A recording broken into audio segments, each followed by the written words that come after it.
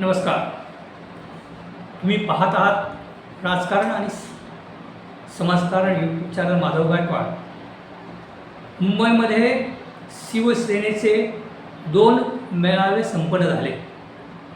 19 जून 2026 शिवसेनेला 60 वर्ष पूर्ण झाले आणि त्या निमित्ताने षण्मुखानंद हॉल दादर षण्मुखानंद हॉल माटुंगा या ठिकाणी उद्धव बाळासाहेब ठाकरे यांच्या शिवसेनेचा मेळावा संपन्न झाला. त्या मेळाव्याला देखील मोठ्या प्रमाणात गर्दी होते. त्याचप्रमाणे नेस्को मैदान गोरेगाव या ठिकाणी मुंबई या ठिकाणी एकनाथ शिंदे यांच्या शिवसेनेचा मेळावा झाला आणि अनेक विश्लेषक, अनेक पत्रकार, अनेक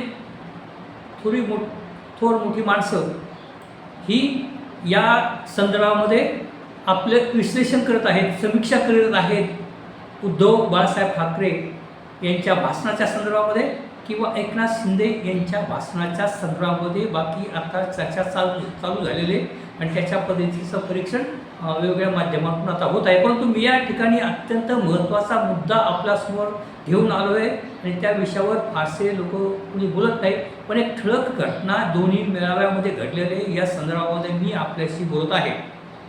खरं म्हणजे या दोन्ही मेळाव्यामध्ये पक्षप्रमुखांची भाषणं झाली. म्हणजे इकडे उद्धव ठाकरे साहेबांचं भाषण आणि तिकडे एकनाथ शिंदे साहेबांचं एक प्रमुख भाषण. परंतु त्या दोन्ही मेळाव्यामध्ये दोन्ही गटांकडे असणारे अत्यंत सिनियर नेते असतील, अत्यंत सिनियर कार्यकर्ते असतील, त्यांची कुणाची भाषणं झाली नाहीत. मोठ्या नेत्यांची त्या ठिकाणी भाषणं झाली नाहीत. परंतु या दिग्गज नेत्यांच्या समवेत या दोन्ही मेळाव्यामध्ये भाषणं झाली. त्या 2 व्यक्तींच्या संदर्भामध्ये मी बोलत आहे. पहिली व्यक्ती आहे खासदार ज्योती वाघमारे. या खासदार ज्योती वाघमारे यांचं भाषण झालं ते एकनाथ शिंदे यांच्या व्यासपीठावर व दुसरे भाषण झालं ते विद्रोही कवी नितीन चंदनशिवे यांचं भाषण झालं उद्धव ठाकरे यांच्या व्यासपीठावर. तर या ठिकाणी महत्त्वाचं म्हणजे या 2 व्यक्तींची जी भाषणं झाली तर मी या ठिकाणी म्हणू शकतो की ज्योती वाघमारे या भीमकन्या आहेत. ज्योती वाघमारे या सोलापूरमधील दलित पॅन्थरच्या कार्यकर्त्याची ती मुलगी आहे. ज्योती वाघमारे एका काळी दलित पॅन्थरचा जो कार्यकर्ता होता त्या दलित पॅन्थरच्या कार्यकर्त्याची मुलगी म्हणजे ज्योती वाघमारे आणि त्यांनी आता एकनाथ शिंदे यांच्या पक्षामध्ये ते काम करतात आणि अत्यंत जबरदस्त त्यांचं भाषणं असतात, अत्यंत अभ्यासपूर्ण भाषणं असतात आणि त्या भाषणाच्या माध्यमातून त्या व्यासपीठावरून ते डॉक्टर बाबासाहेब आंबेडकर तेथील जमलेल्या शिवसैनिकांना समजावून सांगत असतात आणि त्याच्याचप्रमाणे ते बुद्ध सांगतात, गाडगेबाबा सांगतात, सावित्रीबाई सांगतात आणि महात्मा फुले देखील सांगतात. हे अत्यंत महत्त्वाचं म्हणजे हे परिवर्तन त्या ठिकाणी आपल्याला जाणवतं. कारण भगवी उपरणी खांद्यावर घेणारे शिवसैनिक किंवा भगवा टिळा लावणारे शिवसैनिक आणि समोर असणाऱ्या कट्टर महिला शिवसैनिक यांच्या समोर डॉक्टर बाबासाहेब आंबेडकर, सावित्रीबाई फुले, ज्योतिबा फुले, गाडगेबाबा, तथागत गौतम बुद्ध यांचे विचार प्रखरपणे मांडणाऱ्या ज्योती वाघमारे व समोर बसणाऱ्या शिवसैनिक महिला असतील किंवा पुरुष असतील यांच्या प्रचंड टाळ्या हे अत्यंत महत्त्वाचं मला या ठिकाणी वाटलं.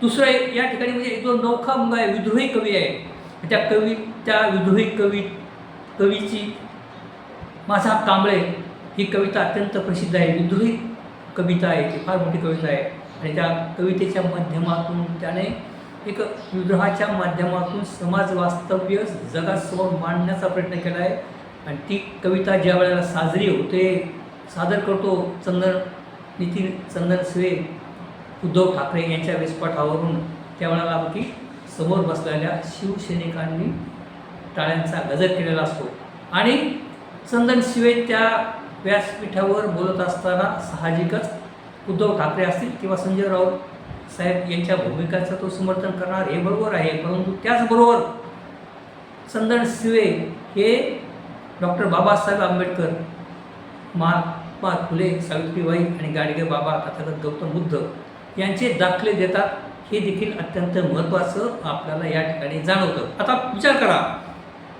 माननीय बाळासाहेब ठाकरे यांच्या व्यासपीठावर नामदेव ढसाळ त्या ठिकाणी दिसत असत. नामदेव ढसाळ एक विद्रोही कवी. नामदेव ढसाळ कधी निवडणुका जिंकले नाहीत किंवा नामदेव ढसाळांचे कधी नगरसेवक निवडून आलेले नाहीत, आमदार नाहीत, खासदार नाहीत, तरी देखील नामदेव ढसाळ हे बाळासाहेब ठाकरे यांच्या शेजारी शिवाजी पार्कच्या सभेमध्ये दिसायचे. आपल्याला ते का दिसायचे? नामदेव ढसाळाकडून काय होतं तर नामदेव ढसाळांकडे होते डॉक्टर बाबासाहेब आंबेडकर, नामदेव ढसाळांकडे होते महात्मा फुले आणि नामदेव ढसाळांकडे होते तथागत गौतम बुद्ध. आणि डॉक्टर बाबासाहेब आंबेडकर ज्यांच्याकडे आहेत ते सर्वांनाच हवेचे आहेत आजच्या परिस्थितीमध्ये, कारण सर्व काळ आहेत डॉक्टर बाबासाहेब आंबेडकर.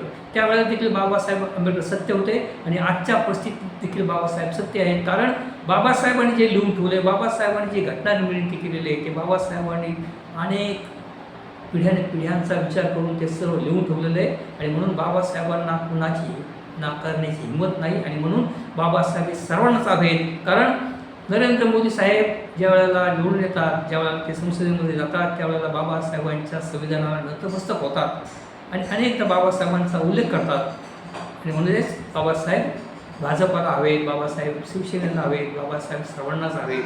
आणि म्हणून या मेळाव्याच्या माध्यमातून अनेक दिग्गज नेत्यांची भाषणं न होता त्या ठिकाणी त्या दिग्गज नेत्यांच्या समोर एका विद्रोही कवी, जो फारसा लोकांना माहीत नाही, तो विद्रोही कवी नितीन चंदन शिवे ज्या वेळेला भाषणाला उभा राहतो, तो भाषण करतो आणि ज्या वेळेला त्याच्या भाषणाच्या माध्यमातून शिवसेनेचं महत्त्व सांगत असताना आदित्य ठाकरेंना ते आवाहन करतात की महाराष्ट्रामध्ये फिरा आणि शिवसेना उद्धव ठाकरेंचं समर्थन करत असताना ते बाबासाहेब आंबेडकर त्या समोर बसलेल्या शिवसैनिकांना समजावून सांगतात आणि समोर ज्यावेळेला प्रचंड टाळ्या पडतात.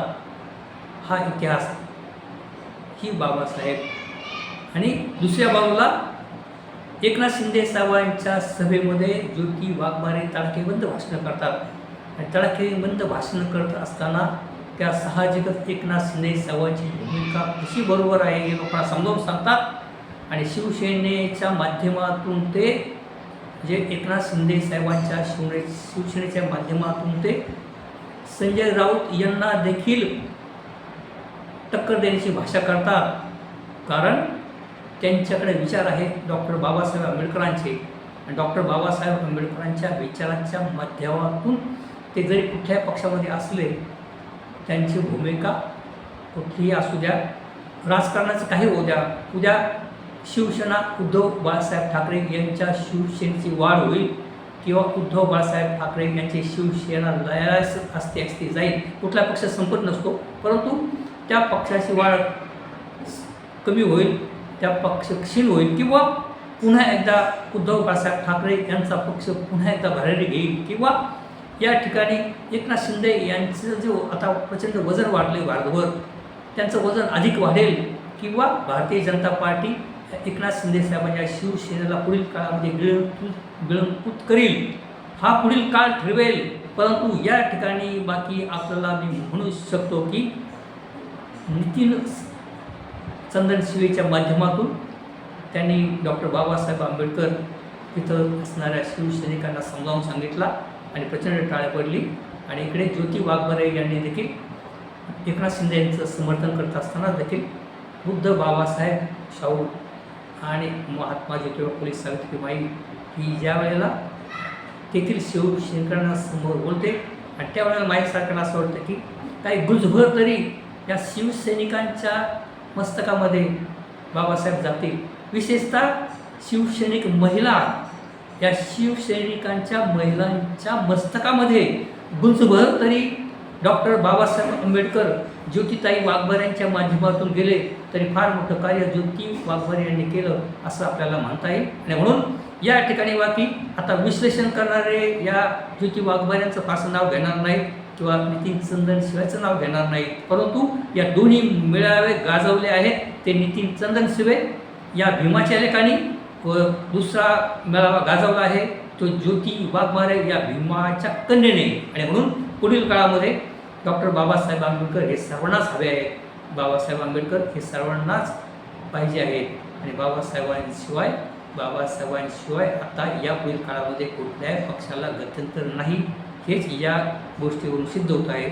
बंधू आणि भगिनींनो, अशा पद्धतीचे व्हिडिओ बनवून मी आपल्यासमोर येत असतो, तरी कृपया तुम्ही या माझ्या व्हिडिओला लाईक करा. आपण जर पहिल्यांदाच माझा व्हिडिओ पाहत असाल तर माझ्या राजकारण आणि समाजकारण यूट्यूब चॅनल माधव गायकवाड या चॅनलला आपण सबस्क्राईब करा ही विनंती. धन्यवाद.